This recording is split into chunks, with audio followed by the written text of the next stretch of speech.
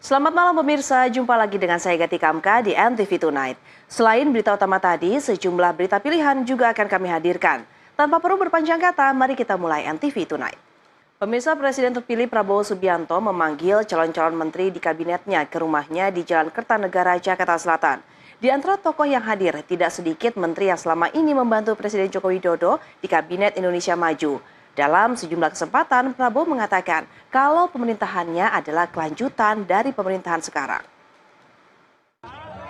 Hingga Senin malam pukul 20.30 waktu Indonesia Barat, Presiden terpilih Prabowo Subianto terus memanggil para kandidat menterinya. Sederet menteri aktif berdatangan seperti Menteri BUMN Erick Thohir, Menko Perekonomian Erlangga Hartarto, dan Menteri Keuangan Sri Mulyani tampak hadir. Ada pula politisi Golkar Mutia Hafid dan juga mantan istri Ahok Veronica Tan.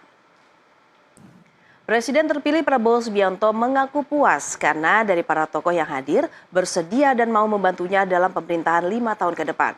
Prabowo pun menilai nama-nama kandidat menteri yang hadir sudah melalui proses seleksi sehingga saat ini tinggal mengkonfirmasi kesediaan mereka.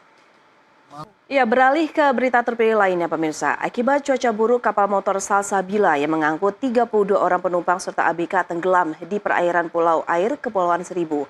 Petugas gabungan berhasil menyelamatkan seluruh penumpang yang sempat terombang-ambing selama 1 jam di lautan. Nekat berfoto ria di pinggir tebing pantai Kedung Tumpang, Kabupaten Tulung Agung, Jawa Timur, seorang wisatawan hilang tersapu gelombang besar. Tim SAR masih mencari korban yang hilang tadi. Jembatan penyeberangan di Taman Cadika Medan, Sumatera Utara ambruk. Jembatan tadi ambruk diduga akibat kelebihan muatan atau overkapasitas. Gara-gara peristiwa itu pengunjung panik dan tercebur ke dalam danau. Saat kejadian, jembatan dengan daya tampung 10-20 orang dipenuhi 80 orang.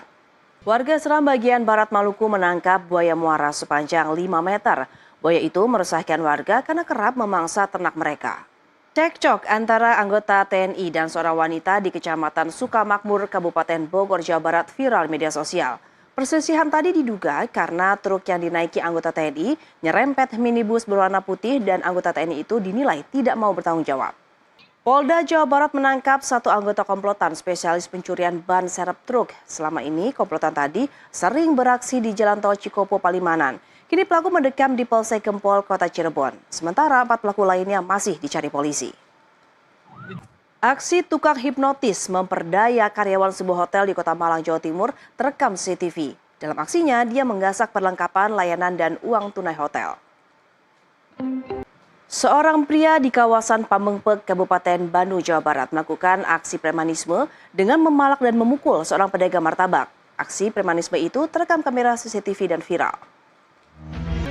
Smelter PT Freeport Indonesia yang berada di kawasan ekonomi khusus di Gresik, Jawa Timur terbakar pada Senin sore pukul 17.45 waktu Indonesia Barat.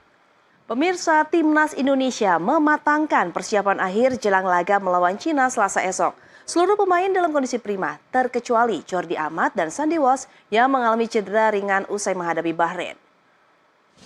Setelah imbang 3 kali beruntun, Indonesia berpeluang besar meraih kemenangan perdana saat menghadapi Cina.